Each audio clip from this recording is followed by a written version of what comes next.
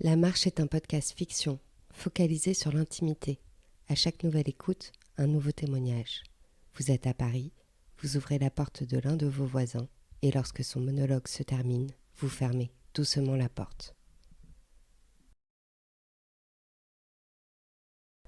La Marche, Martine. Martine va à la pêche, Martine va à l'école, Martine va chez le médecin, Martine ceci, Martine cela. Martine est brune et jolie, seulement elle a 10 ans à tout casser. Bien sûr, elle va à l'école, mais elle n'est jamais punie. Martine a toujours 10 sur 10, ne renverse jamais son encre et son pupitre est toujours rangé. Elle est jolie et ne se tache jamais. Martine porte de petites robes et ne les déchire jamais. Elle écrit à la plume, envoie des cartes postales, porte un chapeau de paille quand le soleil est plus fort que d'habitude. Parce que dans le monde idyllique de Martine, il ne pleut jamais, même pas pour faire semblant. Il ne pleut jamais, jamais l'eau ne tombe du ciel, jamais des yeux de Martine. Martine a une vie douce. C'est sûrement pour cela qu'elle a l'air si lisse et vide. Martine ne se rend pas compte.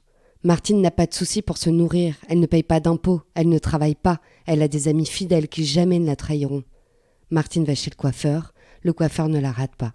Martine a une maison, même en temps de crise, Martine ne connaît pas la crise. Martine va chez le boucher, tous les jours va au marché, Martine a ses papiers en règle, Martine n'a jamais de problème avec la police. D'ailleurs, dans le monde de Martine, il n'y a pas de police, il n'y a pas de voleur, il n'y a pas de méchant, il n'y a pas de dealer, il n'y a pas de prison. Martine ne paye pas de carte orange, car elle ne prend pas le métro, ni le RER. Martine ne connaît pas la foule et ses affronts. Je la juge, Martine. Martine, elle est complètement lobotomisée par le bonheur. Je la jalouse, c'est vrai. Elle ne s'est jamais cassé la gueule, Martine. Même son nom, il a l'air préfabriqué pour le calme et la tranquillité. Moi, je ne m'appelle pas Martine. Parce que moi, on m'a pas loupé. J'ai des cicatrices sur le corps, j'ai des maux de crâne. Je déteste ce que je fais dans la vie parce que je n'ai pas suivi l'école. Parce que je n'ai jamais su écrire correctement. Je suis en colère contre Martine. Mais bordel, Martine et ses amis vont à la plage. Ça fait surfait. Ce qu'on a oublié de nous dire, c'est que Martine n'existe pas. Martine, quand elle tombe, elle a pas de bleu. Martine va à la piscine, Martine ne coule pas. Alors que moi, je surnage. Martine nourrit les poules. Martine, perchée, récupère les pommes dorées en haut de l'échelle. Martine prend son temps pour vivre, mange à l'heure du déjeuner et du dîner. Martine a une famille, franche et soudée, son père, sa mère, son grand-père, sa grand-mère, tous figés sur la belle photo de famille en noir et blanc qui est posée sur l'imposante cheminée. Chez Martine, il n'y a pas de cadavre dans le placard, il n'y a pas de secret de famille. Martine n'a pas connu le mensonge, n'a pas connu l'échec. Martine ne connaît que la réussite.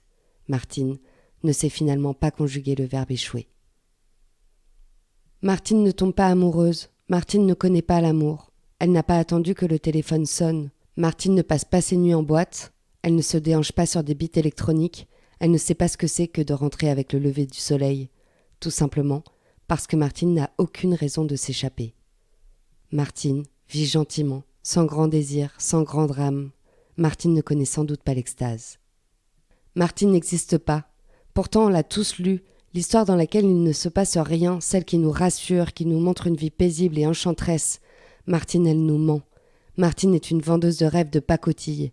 Elle nous fait croire que tout ira bien et que tout finit bien à la fin. Du coup, parfois, j'aimerais la cogner, qu'elle se rende compte, Martine, comme ça fait mal en vrai la vie. Martine n'a rien compris. Elle vit dans un monde décoloré par le temps, parce que ses bouquins resteront à jamais sur les étagères poussiéreuses des bibliothèques municipales. Martine n'a jamais eu le cœur brisé.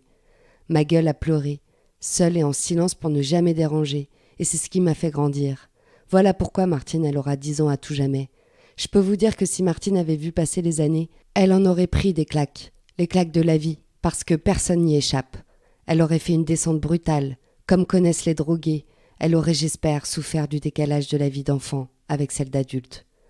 Martine aurait été une simple femme, paumée, mal aimée, mal baisée, et elle l'aurait mal vécu.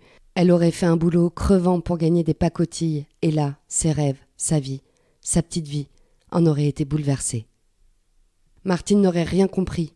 Elle se serait sûrement jetée sous le métro, parce qu'elle n'aurait pas eu les armes pour se battre. La meilleure défense étant l'attaque, Martine aurait été en échec et mat. Elle nous a menti, Martine. Mais le pire, c'est que ni vous ni moi ne pouvons lui en vouloir, parce que finalement, ce n'est pas de sa faute à Martine. Même si j'ai toujours voulu lui faire comprendre, On a tous cherché à lui faire confiance. Je la ferai dorer sous un feu, pour qu'elle se rende compte, Martine, que c'est ça la vie, la vraie.